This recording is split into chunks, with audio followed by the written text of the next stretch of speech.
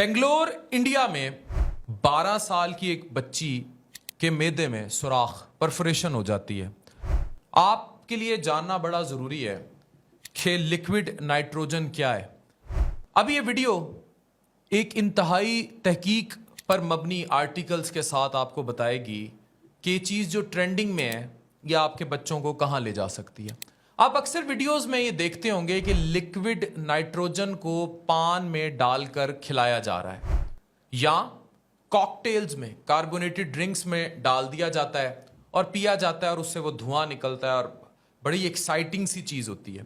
या instant ice cream में तो बहुत ही कॉमन है ये लिक्विड नाइट्रोजन। आप शॉपिंग मॉल्स में जाएं, वहाँ लिक्विड नाइट्रोजन होगी, उसको वो डाल देंगे और मुंह से आपके वो धुआं सा निकल रहा होगा। हम उस जनरेशन का हिस्सा हैं जहां हमें शो ऑफ के लिए, स्टाइल मारने के लिए, टिकटॉक वीडियोस के लिए अपनी जान से भी खेलने से हम गुरेज नहीं करते। और सच पूछें तो कोई रोकने वाला भी नहीं और कोई रोक सकता भी नहीं।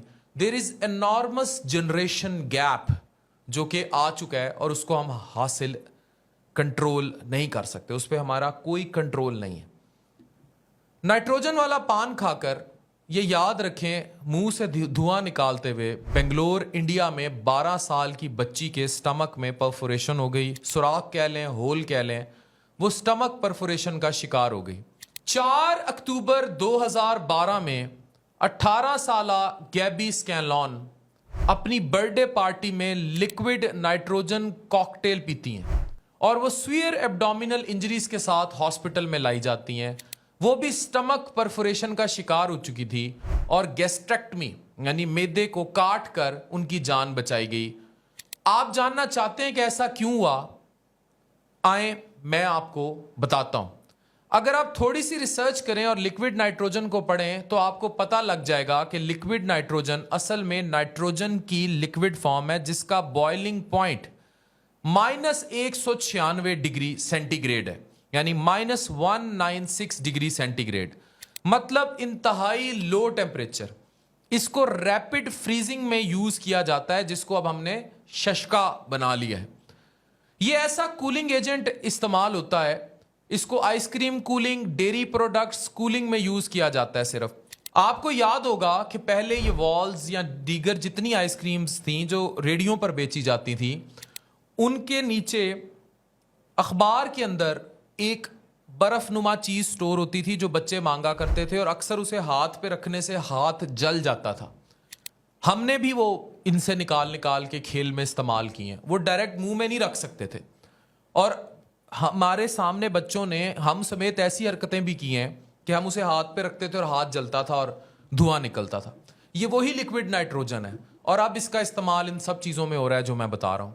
BBC की रिपोर्ट के मुताबिक इस लिक्विड को गैस एक्सपेंशन रेशो 1:694 जो है ये 20 डिग्री सेंटीग्रेड होता है। यानी कि इसका मतलब ये है कि जिसका इतने माइनस में बॉइलिंग पॉइंट है, अगर 20 डिग्री सेंटीग्रेड पर ये आ जाए तो tremendous amount of force generate होगी। जब ये tremendous amount of force generate होगी तो इसके 1 लीटर से 700 लीटर गैस बन जाएगी।